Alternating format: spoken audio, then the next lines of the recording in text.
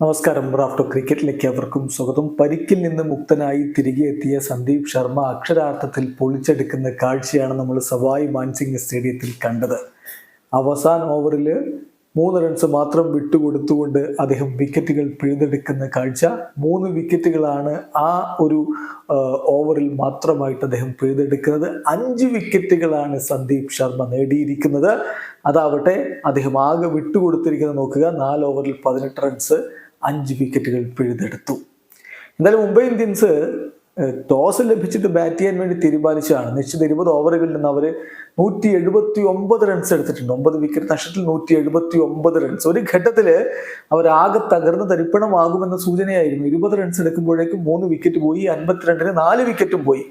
അവിടെ നിന്ന് അവരെ കരകയറ്റിയത് തിലക് വർമ്മയും നെഹാൽ വധേരയും ചേർന്നുകൊണ്ടുള്ള ആ ഒരു കൂട്ടുകെട്ടാണ്. ആ കൂട്ടുകെട്ടിൽ ടീം സ്കോർ 151 എത്തിച്ചതിന് ശേഷമാണ് പിരിഞ്ഞത്.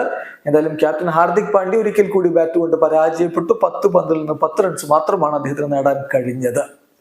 രോഹിത് ശർമ്മ ആദ്യം മടങ്ങുന്ന കാഴ്ച. അദ്ദേഹം 5 പന്തിൽ നിന്ന് 6 റൺസ് മാത്രമാണ് എടുത്തിരുന്നത്. ബോൾട്ടിന്റെ പന്ത് ആഞ്ഞടിക്കാൻ വേണ്ടി ശ്രമിച്ച് കുത്തനെ ഉയർന്നു. സഞ്ജു സാംസൺ പിടിച്ച് അദ്ദേഹം പുറത്തായി. ആകെ അദ്ദേഹം നേടിയൊരു 4 ആവട്ടെ എഡ്ജ് ചെയ്ത് പോയതാണ്. ഇഷാൻ കിഷനെ ഡക്കാക്കി സന്ദീപ് ശർമ്മ മടക്കി. സൂര്യകുമാർ യാദവിനെയും സന്ദീപ് തന്നെയാണ് മടക്കിയത്.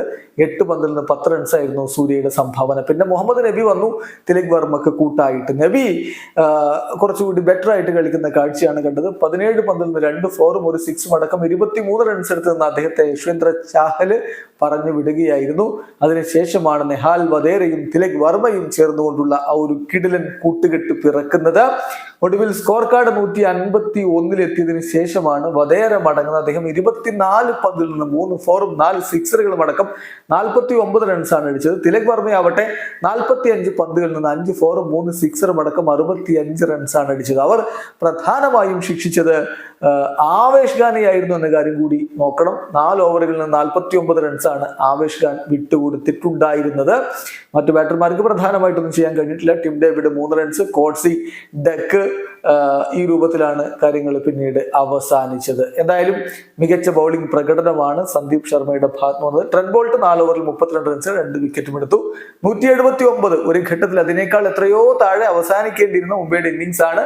തിലകിനും നഹാൽ വധേരയ്ക്കും കൈയടിക്കണം. വീഡിയോ അവസാനിക്കുന്നു. ക്രിക്കറ്റ് ലോകത്ത് കൂടുതൽ വിശേഷങ്ങളുമായി റാഫ്റ്റോക്സ് എത്താം.